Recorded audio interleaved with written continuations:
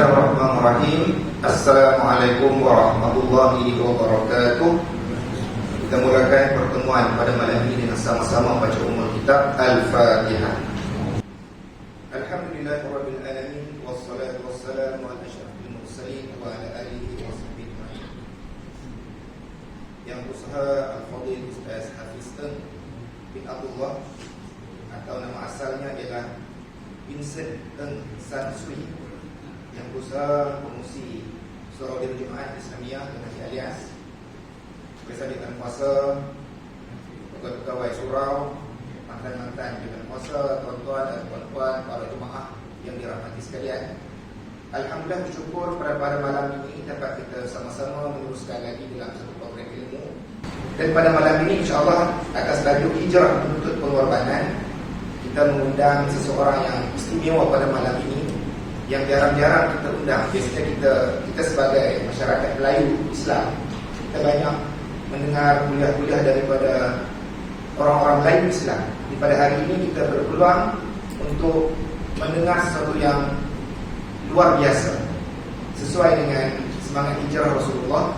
Kerana hijrah Rasulullah itu adalah hijrah beserta dengan akidah.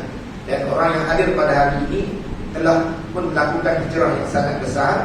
Bukan sekadar berhijrah, tetapi mengubah akidahnya. Dan sudah tentulah beliau juga mempunyai banyak cerita pahit manisnya yang boleh kita kongsi bersama. Dan apatah lagi kita surau ini di tengah-tengah taman bersatu. Keliling kita ini adalah kalangan rakan-rakan yang bukan Islam, khususnya masyarakat Cina. InsyaAllah Abang Tri Ustaz dapat memberi sedikit panduan untuk kita bagaimana cara kita berinteraksi, berkomunikasi dengan jiran-jiran kita. Mudah-mudahan mereka memahami kita dan kita juga memahami mereka. Kerana dalam kalangan kita antara orang Melayu dan orang Cina ada konflik kebudayaan. Orang Cina tengok orang Melayu, dia kata masuk Melayu. Orang Melayu tengok orang Cina, dia kata itu agama. Ini sama-sama kita saling tidak mengerti dan salah faham itu sering berlaku.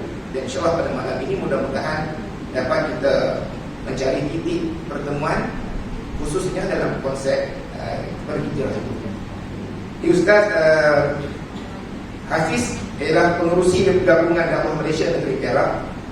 Beliau juga merupakan timbalan pengerusi Mahkamah Ipoh, iaitu Persatuan Cina Muslim Malaysia, timbalan pengerusi Masjid Cina Ipoh.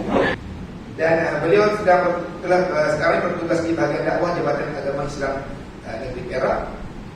Agama asalnya ialah agama Kristian, pemeluk Islam pada tahun 1986.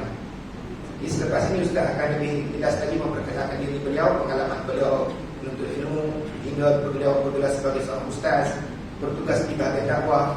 Dan beliau sangat aktif dalam bahagian dakwah. Kalau tuan-tuan buka YouTube, type nama Ustaz Hafiz, banyak program-program dakwah yang beliau kendalikan.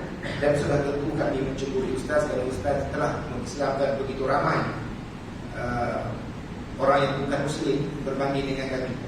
Jadi itu kelebihan yang Allah berikan. Jadi untuk tidak melengahkan masa, saya serahkan majlis ini sepenuhnya kepada Abang Ustaz. Silakan. Bismillahirrahmanirrahim. Alhamdulillahirrahmanirrahim. Wassalatu wassalamu ala sayyidil madin asyrafil mursalin wa ala alihi washabbihi ajma'in. Assalamualaikum warahmatullahi wabarakatuh.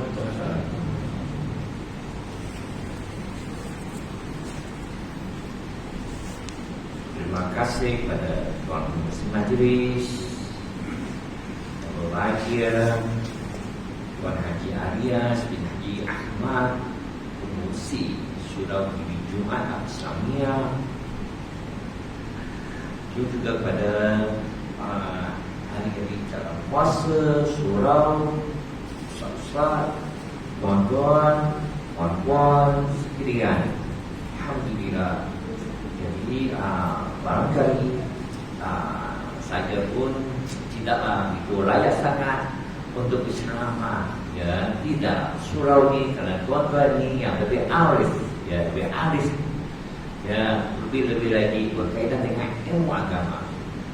Tuan-tuan dan puan-puan, ya selalu datang ke surau ini berhenti, ya itu adalah sangat bagus sekali tuan-tuannya. Setiap kali datang banyak ilmu yang kita dapat. Cuma hari ini tuan-tuan terpaksa berkongsi sikit ya ilmu daripada seorang saudara kita ataupun orang kata saudara baru.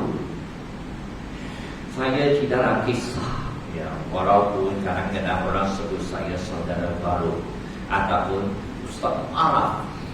Tidak kisah. Sebab apa? Sebab Allah tidak lihat pada nama kita. Allah lihat pada amalan kita dan juga hati kita, ikhlas atau tidak.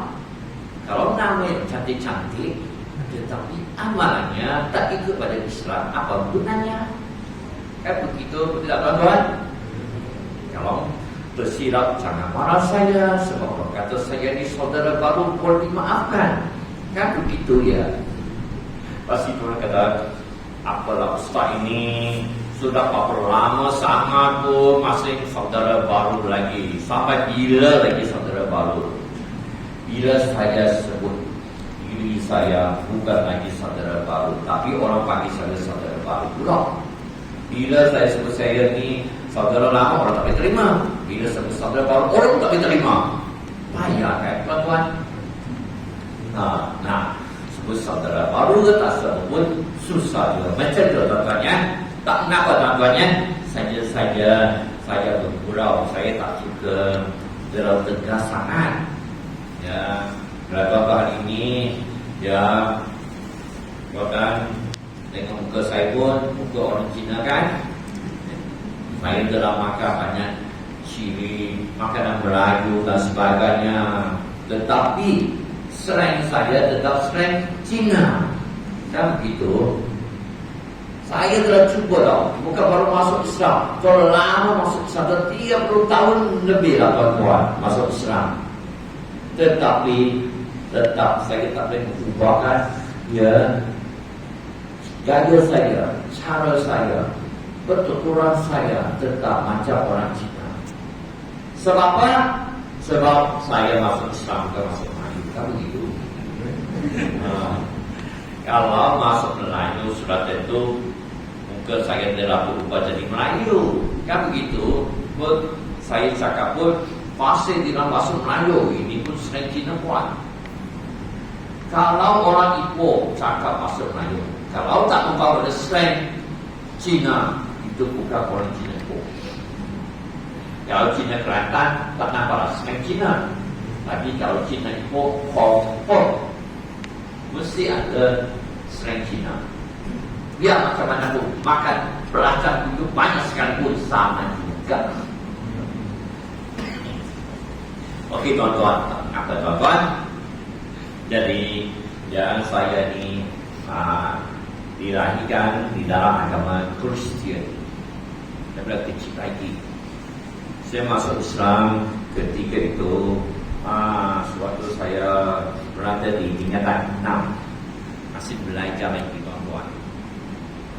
Ya, masih belajar. Okey tuan-tuan, bagi kita sikit-sikit saja ya bagaimana saya boleh terima Islam. Ya, cabaran tetap ada cabaran tuan-tuan. Bila kita nak buat perkara yang baik, mesti ada cabaran. Tak kira apa perkara sekalipun, cabaran mesti ada. Tetapi apabila kita nak buat perkara yang tak baik, saya rasa tak banyak fikir pun. Sekejap saja kita telah melaksanakan benda-benda yang tak baik. Contohnya tuan-tuan, kalau kita sudah makan gula kan kita makan, kita itu kertas berbaru gula itu. Kalau nak buang dekat tong sampah agak jauh, nak suruh jalan kaki panas, kan sekarang cuaca panas sangat kan. Kita mungkin kita buang berata-rata, kan begitu. Orang tak nampak, just dia lepas saja, buat pura-pura jatuh ke lantai, ke jalan raya. Sebab itu paling senang. Tapi kalau kita nak ambil buang dekat tong sampah, rasanya susah sebab panas nak jalan kaki. Kan nak buat perkara yang banyak bukan senang. Mesti ada sesuatu pengorbanan. Kalau tiada pengorbanan, itu kita tak rasa satu istimewa. Kalau tak dapat satu barang tak nak itu mudah sekali, tak ada usaha langsung. Kita biasanya tak jaga dengan elok. Kalau kita sedia usahakan benda itu sampai susah sekali untuk dapat, maka kita rasa pasti benda itu sangat istimewa untuk diri kita. Pengorbanan itu perlu ada. Saya masuk Islam pun banyak pengorbanan, bukan sikit-sikit tuan-tuan. Ya, saya hadapi sabaran tunang saya hadapi sabaran keluarga saya hadapi sabaran keuangan, saya hadapi masalah kawan. Satu persatu kena lepas dulu, baru saya boleh rasa mudah sikit. Tapi itulah sabaran tuan-tuan. Okey tuan-tuan, bagaimana mulanya saya mencari Islam? Dulu saya ni kaki break dance. Orang tak siap, orang tak percaya. Saya usai ni kaki break dance. Saya di Malaysia, ukuran saya berdua di dalam Malaysia. Dan tiap-tiap malam saya pergi ke disco. Betul kan? Oh, seperti disco malam-malam. Lepas tu lumba kereta. Kalau tak ada kereta, lumba motor. Tak ada motor, lumba basikal. Tak ada basikal, lumba lari. Dulu saya seorang berlari bagi sekolah. Tuan-tuannya, jadi tuan-tuan, tiap malam saya pergi ke disco dan tengok macam-macam benda masyarakat di dalam disco, di dalam pub. Macam-macam saya nampak lah. Tetapi ketika itu jiwa saya pun tak rasa tenang juga. Walaupun saya pergi tempat itu, ingat satu hiburan bagi seronokan, rupa-rupanya tidak juga. Orang tua saya mereka selalu bagi saya minum minuman yang memabukkan. Saya kata itu bagus untuk kesihatan. Tapi saya tak tahan bau dia. Kawan saya bagi free. Dulu dipanggil Angel Beer, Kasper. Bukan rupiah ya. Rupiah tidak ada masalah. Boleh minum kan rupiah kan? Kalau tuan-tuan tak minum rupiah, hantar kepada saya tolong minumkan. Ya, rupiah itu nama saja bia lah, jadi hujung. Okey tuan-tuannya, jadi kawan aja belanja saya minum, saya tak minum. Di situlah kawan-kawan saya cerita. Satu hari nanti masih agak orang Melayu. Tengok tuan-tuan, awak sudah cakap dulu. Dan mula-mula lagi dah cakap. Keluarga saya pernah sebelik. Kenapa tak nak minum? Orang Cina tak kisah kan kalau minum sikit-sikit. Tapi dia kata, you tak nak minum. Hairan sungguh dikata. Macam you sudah adalah sikit-sikit bersama dengan orang Melayu. Dia orang tak cakap Islam, dia akan cakap Melayu. Itu biasalah kalau orang-orang Cina kampung. Sebab saya daripada kampung, bukan daripada bandar. Ya, kalau saya dilahirkan di Singapura, ya, karena ayah saya orang Singapura, ibu orang Ipoh. Maka ketika saya umur 2 tahun, mak dan ayah saya bercerai. Maka saya dihantar balik ke Ipoh, berduduk sekali bersama dengan nenek yang daripada negara China. Dan atuk daripada negara China. Bukan China Ipoh ya. Ini daripada negara China. Ya memang ya, dulu-dulu family saya memang tak suka langsung lah ya dengan orang-orang Melayu. Ya, walaupun family saya semua tak suka orang Melayu, tetapi itulah kita tak sangka salah seorang boleh masuk Islam. Pelik kan tuan-tuan kan? Kuasa Allah, hidayah sampai. Hidayah sampai, dia ada seorang pemberi pahala. Walaupun Saya diberi pemahaman membencikan Melayu ketika waktu kecil, tapi saya pun juga masuk juga. Pelik kan? Macam juga kisah sahabat Nabi Umar Khattab, kan? Sayyidina Umar Khattab, kan? Beliau menentang Islam, kok menentang, tapi akhir sekali masuk Islam juga kerana hidayah sampai. Tiada sesuatu boleh berharap.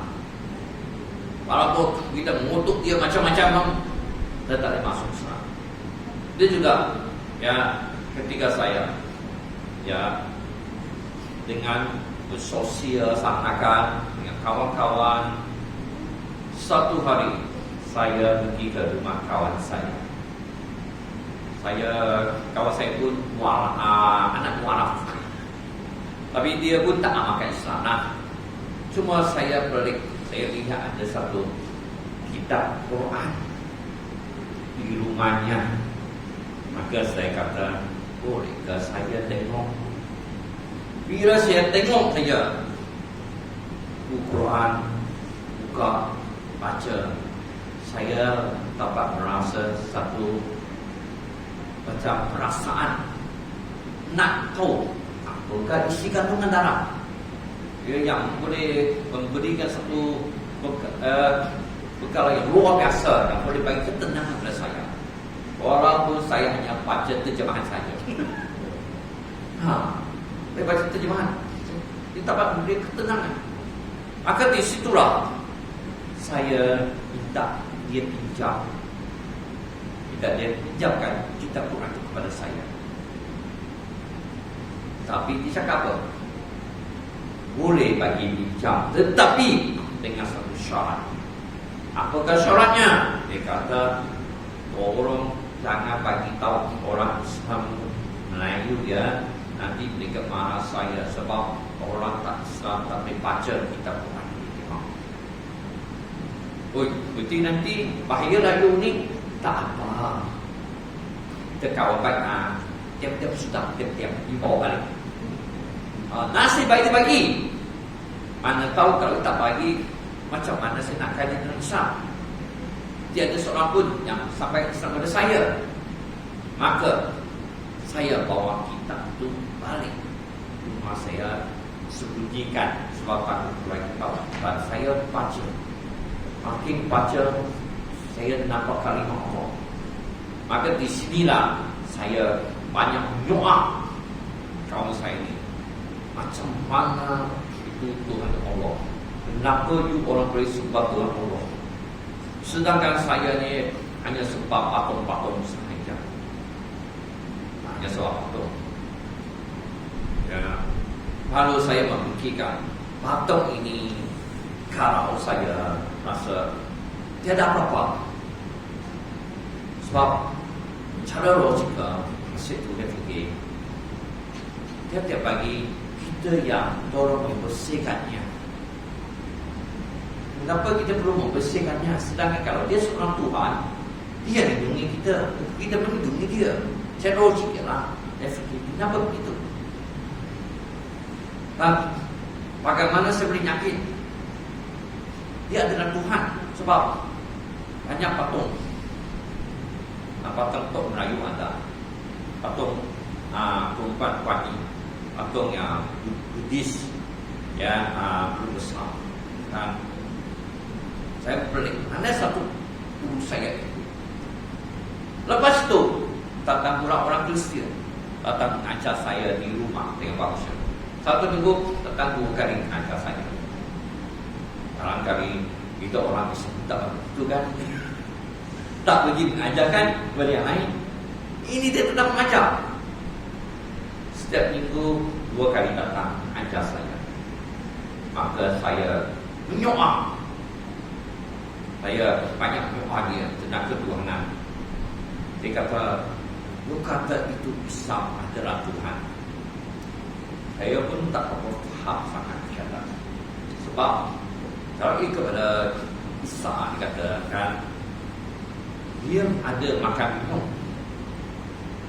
Dan kalau dia Tuhan, kenapa dia boleh makan minum? Dia rasa pelik.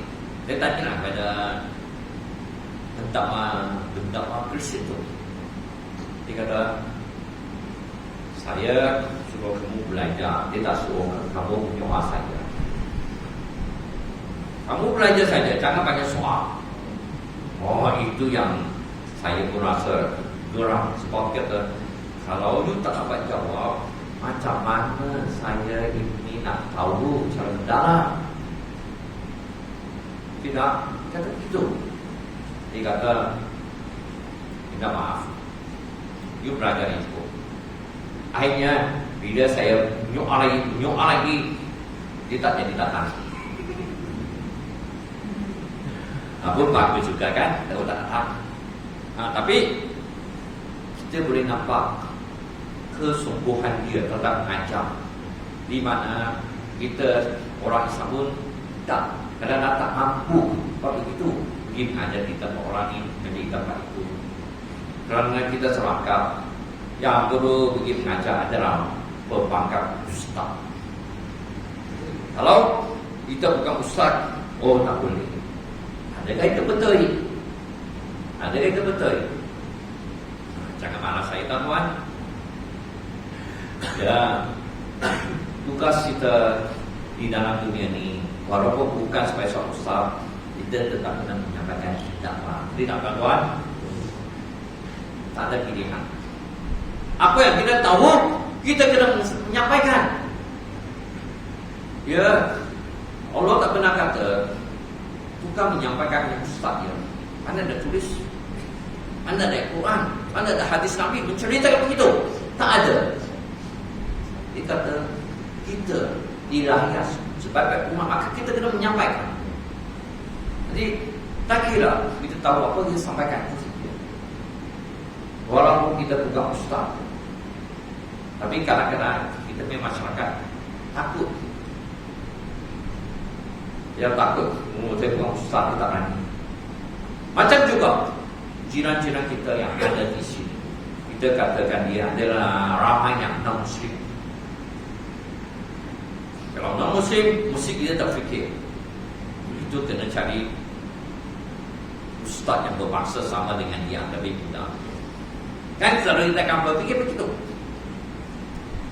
Tetapi apa yang saya nak kata, tak betul. Sebab apa? Nabi Muhammad berbangsa Arab, tapi hari ini ya, dia boleh mengislamkan berbagai bangsa. Tidak. Hari ini orang Cina boleh masuk Islam, orang lain boleh masuk Islam, orang India boleh masuk, semua bangsa boleh masuk Islam. Tapi dia orang Arab. Dia boleh bawa ramai orang masuk Islam. Kan begitu hebat.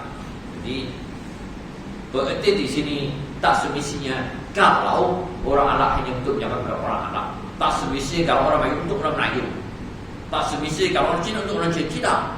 Kita boleh berbina bangsa, kita boleh menyampaikan. Cuma kita perlu tahu sebab sedikit tentang adat budaya, ya, sikap, kaedah, cara mereka. Itu saja, sikit-sikit kita perlu tahu. Itu saja. Tidak. Dulu Nabi Muhammad ada ke, dia kata, oh ini di mana-mana pun tetap menyampaikan Islam, tak kira di bangsa apa pun. Kita ini nak kira. Di zaman saya tuan-tuannya, maklumlah saja kan, orang kata saya maaf, salah cakap jangan marah. Kalau betul cakap, terima saja. Ya, okey, tuan-tuan, saya mati. Jadi bila saya membuat kajian tentang isi dia, makin banyak saya mengkaji, makin rasa nak terima Islam, nak masuk Islam. Sebab tuan-tuan, bila kita mengaji Quran, kalau boleh kita perlu tahu isi kandungan. Kalau kita tak tahu isi kandungan, walaupun kita pandai membaca, kita risau tidak akan mengubahkan diri kita. Kita tak faham. Walaupun kita pandai baca, kita tak faham maksud itu, ayat itu. Kerana dulu saya bukan tahu membaca pun Quran, tetapi saya mengambil isi dia, Lepas tu bila itu yang isi dia menyerap dalam hati saya. Maka di situlah saya mula banyak tanya tentang kekuatan. Sampai satu hari saya bermimpi adanya syurga dan neraka. Tanya kawan saya itu, betul ke ada syurga dan neraka? Dijawab secara logikal. Dia kata, saya percaya, you tak percaya. Kalau betul-betul berlaku, siapa yang rugi? Saya sudah standby untuk hadapi syurga dan neraka. Kamu tidak ada standby. Kalau berlaku, siapa yang susah? Mungkin saya susah sikit, tapi saya pun tak merasa seronok maju. Kalau saya kahwin, you makan, saya makan, sama-sama dapat. Tapi cuma dia lebih sikit, kerana ada persediaan untuk hadapi. Maka kalau mati nanti, siapa yang susah? Saya fikir pun betul juga ya. Maka di situ saya mula tertarik, tak boleh tahan sudah. Lepas itu lagi dia, saya nak masuk Islam. Dia pun terkejut. You jangan main-main oh. Ini kau bela Cina sikit. You jangan main-main. Dia kata, saya tak ada main-mainnya. You sudah ada tunang macam mana? Masa itu tunang saya Amor Cina juga. Macam mana? Saya kata tiada masalah. Ya, saya panggil dia masuk ya. Betul ke? Ya. Maka saya pergilah mengucap kalimat syahadah di bahagian dakwah tempat saya kerja sekarang. Dan lepas saya masuk Islam, terus saya berjumpa dengan tunang saya. Dia kata, jom ikut saya masuk Islam. Dia kata, you sudah gila. Tiba-tiba petang suruh saya masuk Islam. Saya pun tak tahu tiba-tiba boleh ubah. Dia kata, itu ceritalah ya Islam tu macam mana. Apa yang saya tahu dia sampai gitu aja. Ini tengok saya, kenapa bila dua keluar pergi makan tak pegang tangan pula. Dulu pegang tangan, ya seragam tak Islam. Kau dating mah bisa pegang tangan dulu. Maka dia pelik. Kenapa tak mau pegang tangan? Tak mau. Tak boleh dia kata. Maka dia kata, saya bagi tempoh 1 minggu. 1 minggu dia bagi tahu saya nak Islam atau tidak. Kalau tak nak Islam tidak putus. Kalau nak Islam tidak kahwin. Masuk Islam tidak kahwin. Dia pun kata, wah, you ni macam ada masalah. You ni ada mental tak? Pada tiba-tiba terkejut. Saya kata, dia tak ada mental. You boleh test saya. Kalau ada RM50 dan RM100, you ingat saya nak pilih mana satu? You akan fikir, saya nak pilih mana satu? Barangkali you akan memikir, saya akan memilih yang RM100 tak lebih banyak. Saya kata, saya tidak akan memilih 100. Saya akan memilih dua sekali. Lu rasa saya ada mental kan tidak? Begitu. Maka setelah sampai seminggu, dia jumpa dengan dia macam mana. Dia kata, macam ni lah, saya tak nak masuk Islam, kita duduk sama saja. You ikut you punya agama, saya ikut saya punya agama, tapi kita duduk sama. Maka saya kata, minta maaf. Ya, dia tak mau. Dia tak mau kata. Maka di sini saya memutuskan hubungan. Dia sangat terkejut lah. You boleh macam tu saja, putus saya macam tu saja. Tapi nak macam mana putus? Karena ketika masa itu saya telah mencintai kepada Islam. Maka saya tahu saya perlu korban, tinggalkan dia, walaupun itu tunang saya. Sebab kalau tapak ini mesti buang satu. Memang semua orang kata Kenapa kamu tak rasa sedih, putus tunang? Tidak. Karena saya berjuang dengan Allah, dia tak rasa sedih. Allah gantikan ya kesedihan itu dengan ketenangan. Sebab itu bila kita nak berhijrah, ya satu pun dapat dilakukan betul-betul kerana Allah, percayalah saya tuan-tuan, kita takkan rasa sedih.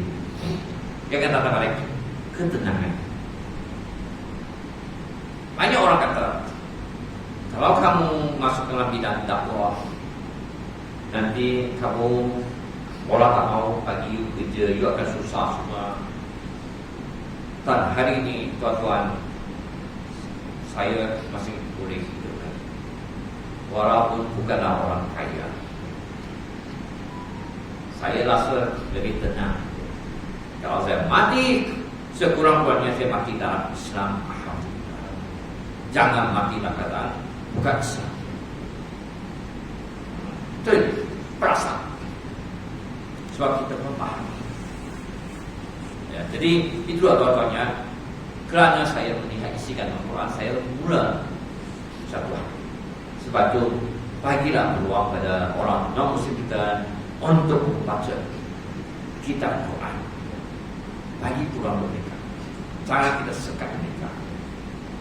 Ya, tapi bagi mereka mau, tuan-tuan tak ada dalam bahasa Cina, senang saja jumpa saya.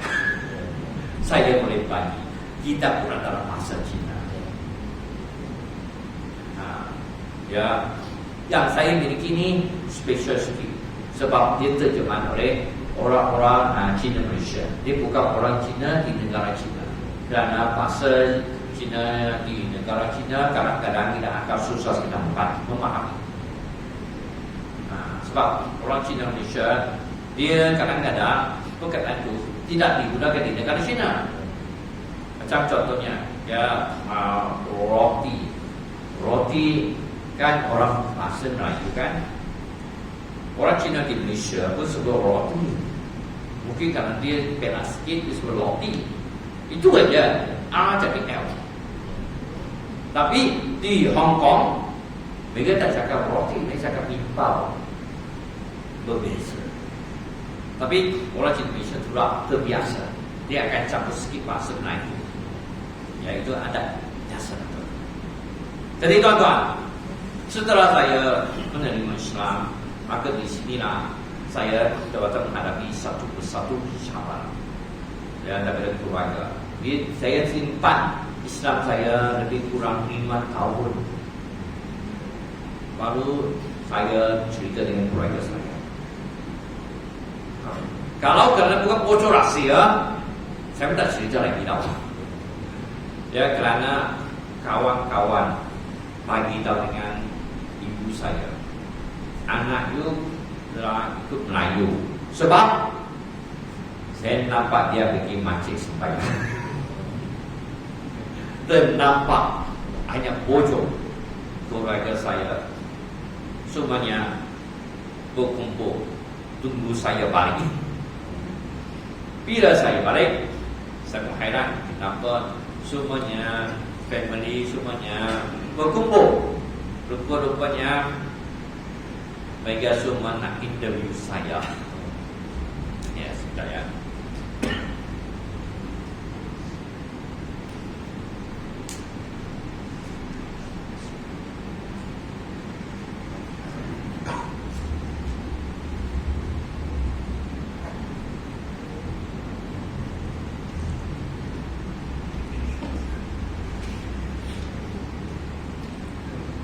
Rupa-rupanya mereka nak interview saya. Mereka tanya saya, betul ke you sudah masuk Melayu? Mereka tak suka nama masuk Islamnya. Saya kata kenapa? Orang sudah kawan-kawan sudah nampak you pergi ke masjid. Kenapa you pergi masjid? Orang nampak you sembahyang. Saya kata kalau saya masuk Islam, apa salahnya? Dia kata you masuk Melayu. Dia tak masuk Melayu, saya masuk Islam. Melayu bangsa. Agama tu Islam tu agama. Saya tak pernah pun jadi macam Melayu. Cuma saya meminati agama dia. Dia kata nampaknya saya pun pelik. Sebab saya nampak sangat berbeza sekarang tau. Tak ada macam dulu. Kalau orang tua takkan kita tahu perubahan anak dia. You jumpa anjing, you lari ke belakang anjing. Dulu you jumpa anjing, you main dengan anjing. Itu perasaan. Ketika saya hidang makanan, ada daging balik bayam. Kalau Cina tak sensitif kalau sebut babi. Takut masyarakat kita jangan sebut babi, hanya sebut balik bayam ataupun kerbau pendek. Kan begitu. Pada benda sama saja. Tak kisahlah kan, dia pasal sama. Jadi bila saya letak, you kenapa you tak mau sentuh benda itu? Mula-mula saya masuk Islam, dia serahkan kita akan kena potong dulu. Potong itu confirm. Bila saya potong, balik rumah ada anjing. Lepas itu makanan hanya ada daging babi. Penting tak kita? Itu sabaran saya pertama. Lepas potong, balik anjing itu kejar saya. Sebab anjing orang kan, anjing manja. Selalu main dengan dia akan kejar saya. Cuma penting saya lari naik atas meja. Dia kata, kenapa kamu nak atas meja? Orang Cina cakap tak ada adab, hanya sui kalau nak atas meja makan. You pula nak atas meja makan.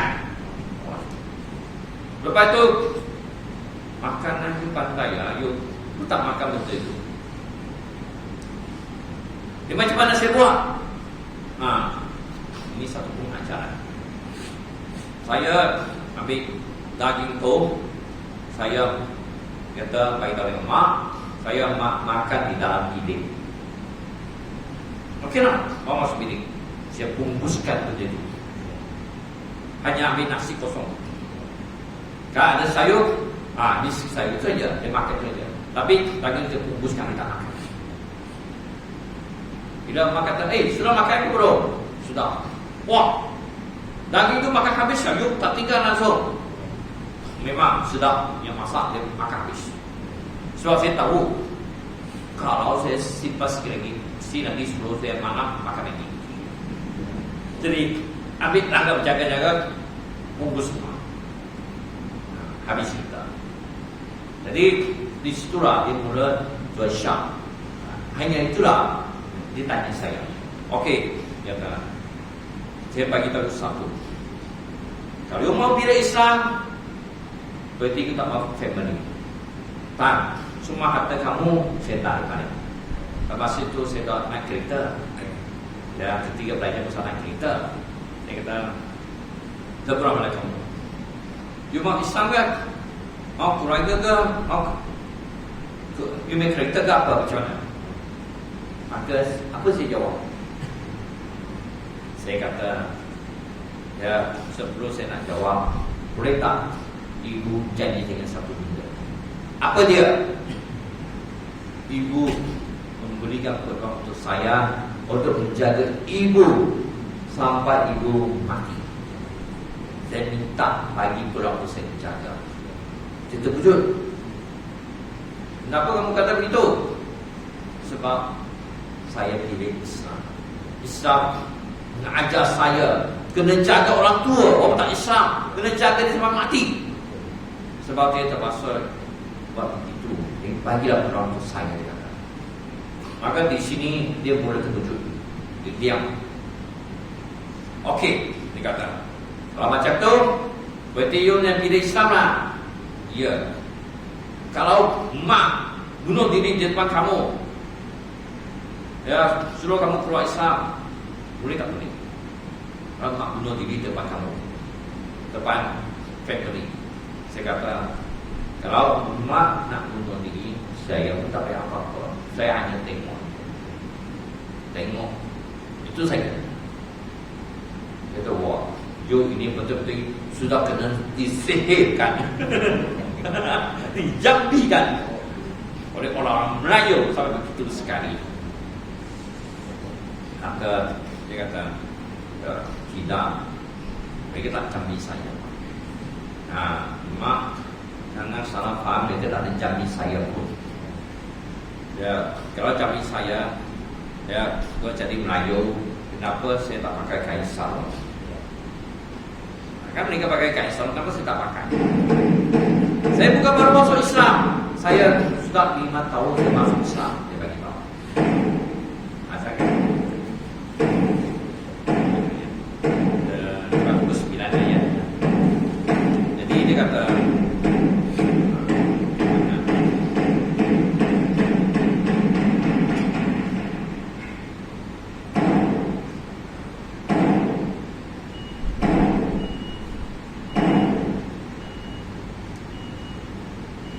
ya, jadi saya bagi tahu dengan ibu saya, ya, kalau saya kalau masuk Melayu, betul cek semua pakai pakaian Melayu, dapat tidak? Maka di sini ibu saya kata, okey lah, memandangkan you ni suka sangat untuk orang Melayu, tak apalah itulah, suka you. Tapi ingat, sila balik kereta itu, kunci kereta itu. Masa itu baru saya tahu dia naik bas sangat susah. Kena tunggu berapa lama, panas lagi. Atau biasa kereta. Ini satu simptom bagi saya. Sehingga saya bagi tahu, saya nak pergi belajar di KL. You belajar apa? Bukan KL. Saya kata belajar psikologi. Padahal saya nak belajar Islam pun. Tak berani sebut Islam. Belajar psikologi. So Islam itu adalah psikologi, makan. Maka dia kata, you suka hati you pergi belajar, 1 sen saya tak bagi. Maka saya pergi juga, 1 sen tak ada pun tak apa.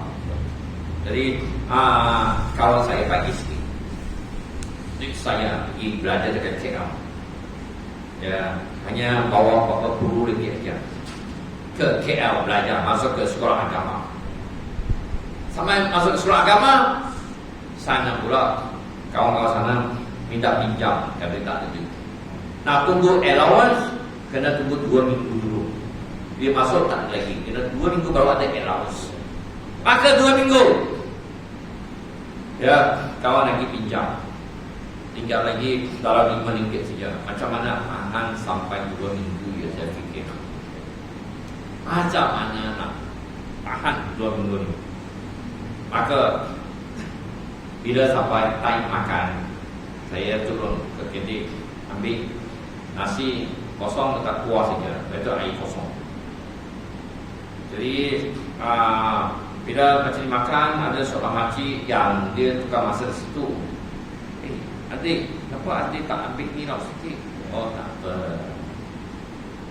Maka di situ makcik ini dia ambil sikit telur. Dia makan apa-apa, makcik bagi. Oh okey lah tu, ada rezeki. Lepas tu jumpa dengan kawan yang makan beramai-ramai, saja lalu tengok, you kawan-kawan mari jom makan sama-sama. Dia ajak makan sama, okey lah, macam sikit-sikit. Sebab memang tak ada kewangan. Tunggu 2 minggu tuan-tuan, 5 ringgit boleh ke tukar KL nak tunggu 2 minggu. Tapi alhamdulillah, baru dia tahan, hanya rezeki tak tahan. Sehingga saya belajar selama 5 tahun, saya boleh bawa, ya, 2 amali besar untuk agama balik. Walaupun saya masih belajar. Tuan-tuan, mengkoman. Kalau tidak ada koman, dia tak begitu. Walaupun saya niat nak kaji, nak beli kitab, akhirnya tengok 2 amali besar buku akan saya bawa balik. Oh masih belajar tak? Duit bukan dibaca pun bagi allowance. Kita pun faham, masih belajar tidak. Sebab tu dia kata kita perlu berhijrah. Tuan-tuan, saya baru cerita pasal mukadimah saya tuan-tuan. Macam mana ni tuan-tuan? Orang mukadimah tak nak bertanya. Jadi tuan-tuan, saya di bahagian dakwah, tugas saya utama adalah berdakwah kepada saudara kita dan juga orang non-Muslim. Itu bidang saya. Kaedah dan sebagainya. Barangkali saya nak memberitahu, dia rasa mungkin tak sempat dalam panjang itu tahu. Bagaimana kita nak memulai daripada langkah yang pertama dulu. Dia mesti kena faham langkah pertama. Tapi sebagai lebih ringkas, satu saja yang paling mudah. Ya, kita perlu bawa makanan ke jiran-jiran kita sudah. Sebab orang Cina suka makan. Sebab itulah bila mereka berjumpa, mereka suka sebut yang cha, minum. Semua orang suka makan. Kenapa di masjid Cina kita buat program semuanya hanya makan banyak? Sebab orang Muslim ramai petang. Orang makan, jangan orang makan. Dia nak merasa masakan ini, masakan itu. Mana ada orang tak suka makan. Kita hari ini bekerja cari duit pun mau makan juga. Beda. Jadi itulah tuan-tuan. Jika pada hadis Nabi dia kata memberi makan adalah amalan yang baik. Jadi kita ikut saja, cukup senang, ikut saja. Tak pandai cakap, cakap senyum saja. Sudahlah. Yang muka masak dengan lingkungan, senyum cukup. Itu cara ringkas. Yang ringkas. Jadi tuan-tuan, bila kita nak berhijrah ke satu benda yang lebih baik, maka tentu kita perlu tahu beberapa rangka sebelum kita nak berhijrah. Kita perlu tahu. Ya, memang hijrah itu perlu kena pokok mana. Tapi rangka itu kita perlu tahu juga. Okey. Apa rangka untuk kita mengubahkan diri kita? Satu, kajilah isi dalam Quran. Kaji. Dia akan mengubah diri kita. Akan menjadikan kita lebih bersemangat. Kedua, kita kena selalu bercampur dengan orang-orang yang baik-baik. Orang mau datang ke masjid, kita kena banyak bercampur dengan mereka. Kalau tidak, kita tidak akan datang ke masjid. Dia campur orang yang suka datang ke masjid, lama-lama kita akan terikut. Itu benar. Paling senang. Kalau orang suka bercampur dengan orang yang tak baik, dia akan jadi tak baik. Orang pada awal yang kuat, lama kelamaan dia akan terikut juga. Jadi kita kena bercampur. Karena jadi seorang pendakwah, kita kena bercampur dengan baik pendakwah. Kalau kita nak berdakwah dengan non-Muslim, kita kena baik bercampur dengan mereka. Kalau tak nak bercampur langsung, macam mana nak sebagai dakwah? Itu saja tuan-tuan. Ya, cukup mudah. Cuma di sini akan melihat pada pengorbanan kita. Mau berkorban atau tidak? Tak mengubah tidak. Kalau kita setiap tahun kita menyambut mana hijrah, maka betul kita dah berhijrah.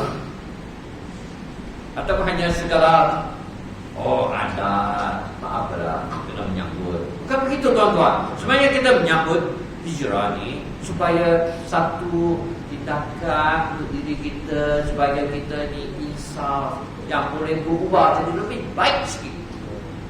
Walaupun tak sebaik-baik macam orang alim ulama, tapi ada perubahan. Dulu saya tak puas sembahyang sunat, maka kali ini tambahkan setiap kali kita puas sembahyang sunat. Dulu saya tak puas sembahyang malam tahajud, maka kali ini saya nak buat, paksa. Jadi kadang-kadang kita kena paksa. Kalau tak paksa diri kita tak boleh mengubah. Macam juga seorang perempuan, kalau suruh dia pakai tudung, dia tak mau.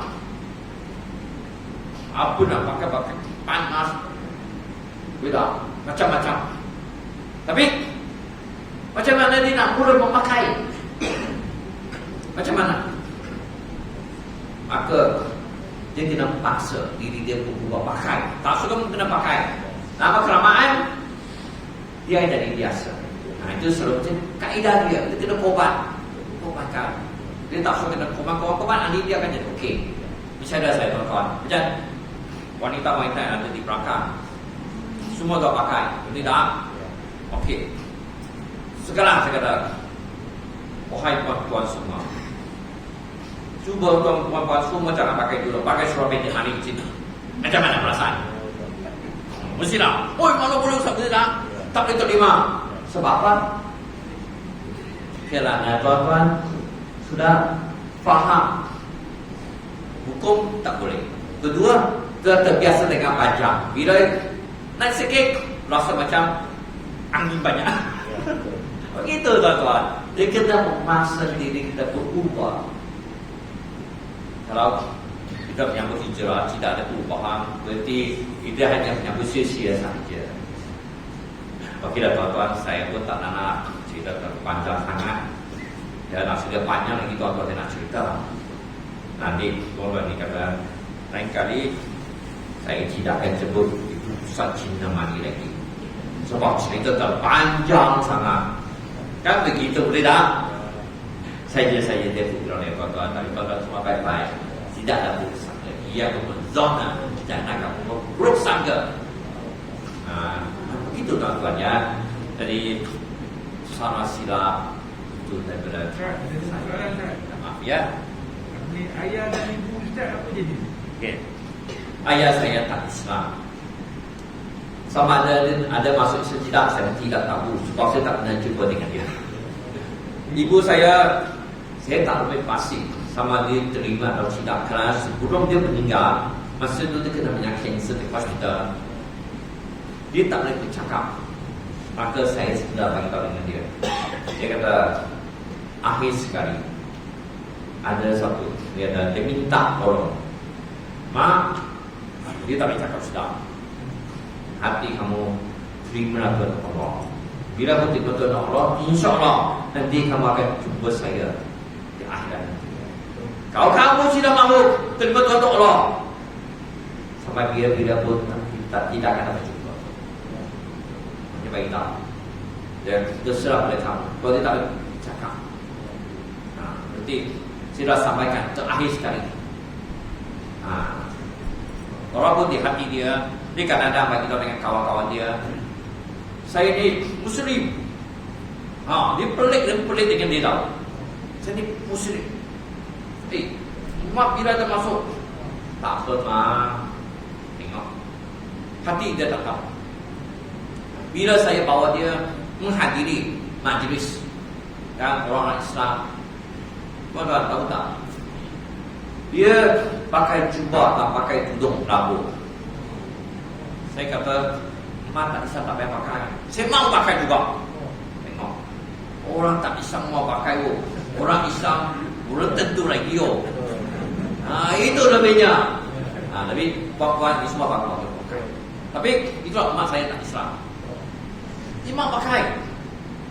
Itulah orang semua tanya saya, nak masuk Islam ke? Belum lagi lah. Dia suruh dia mengucap, udah mak, kalau macam ni, you masuk Islam saja lah, tak payah pening-pening. Dia berkata, okey, saya boleh terima Islam, tak ada masalah. Tapi dengan syarat, you panggil kakak masuk Islam. Baik. Okey lah, dia kata, saya boleh jumpa dengan kakak. Tanyalah kakak. Mak suruh you masuk Islam. Mak suruh you masuk Islam. Macam mana you ni? Mak kata, ya semua family masuk Islam. Tak mau satu Islam kalau tak Islam nanti kasih sayang itu terbelah. Tak adil kata. Jadi kata, kak, mak suruh you masuk Islam. Macam mana ni? Kak kata, okey. Saya tanya suami dulu. Tanyalah suami. Bagi tahu dengan suami, mak minta kita masuk Islam itu adil. Macam mana? Berat. Suami dia kata Islam ada dua. Kalau Islam pakai nama saja tak apalah. Kalau Islam nak ikut tak jadilah. Tak ada pandai logika. Maka berarti dia tak tahu. Maka kakak beritahu saya, saya tak bisa kalau mak mau ikut you. Dia boleh terima. Kenapa? Dia boleh terima mak. Kakak kata dia tak ada masalah. Dia kata mak boleh ikut saya masuk Islam saja. Dan dia ada masalah. Tak mau. Nanti dia kata saya tak sayang dia macam-macam. Dia susah. Tapi dia ikut. Saya pergi mana-mana pun majlis saya bawa dia.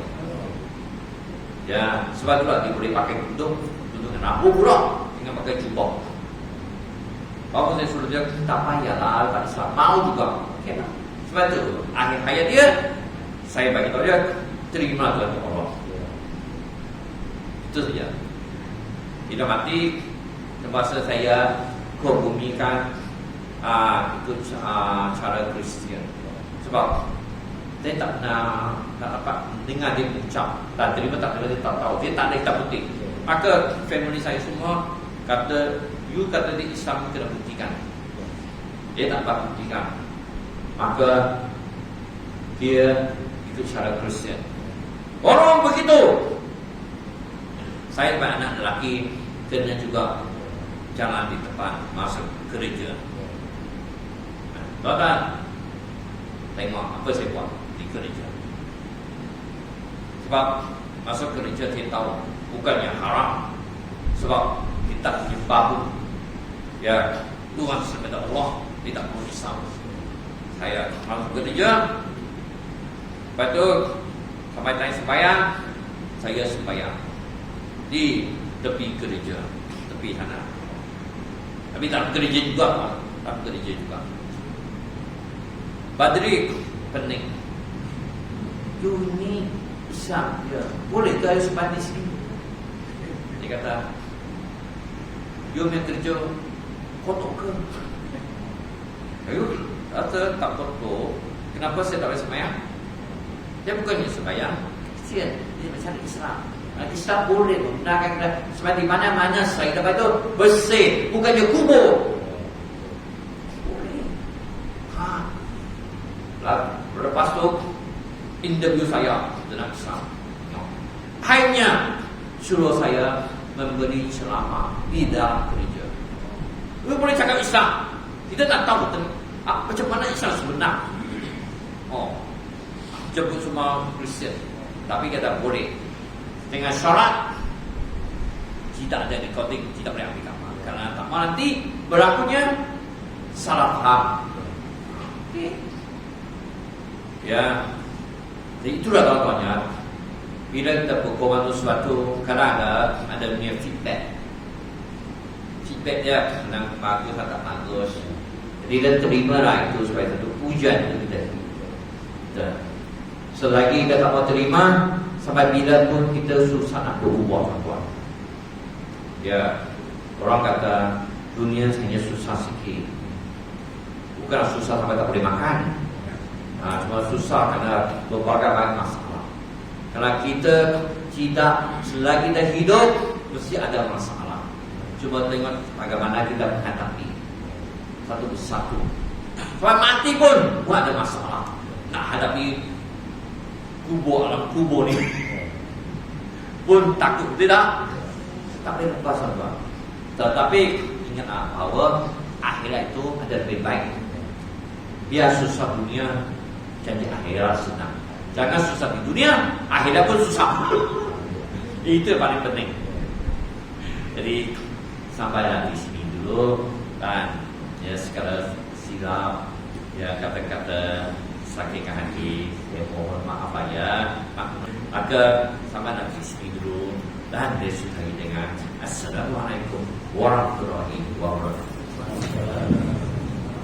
Alhamdulillah, majlis merakamkan ucapan jazakallahu jazak dan Fadil Ustaz Hafiz yang merupakan pemegang sijil Sanawi sebenarnya Ustaz. Okey. Saya yakin tuan-tuan perempuan ada soalan, kita tak pernah berbuka soalan pada hari ini. InsyaAllah jika ada kesempatan yang lain, kita akan jemput dari Ustaz. Ustaz pun tak jauh dengan kita sebenarnya, bertugas di Ipoh. Barangkali ada halnya hanya sekadar pengalaman Ustaz secara peribadi. Dan banyak lagi perkara-perkara berkaitan dengan dakwah yang insyaAllah kita boleh kongsikan bersama sampai sini.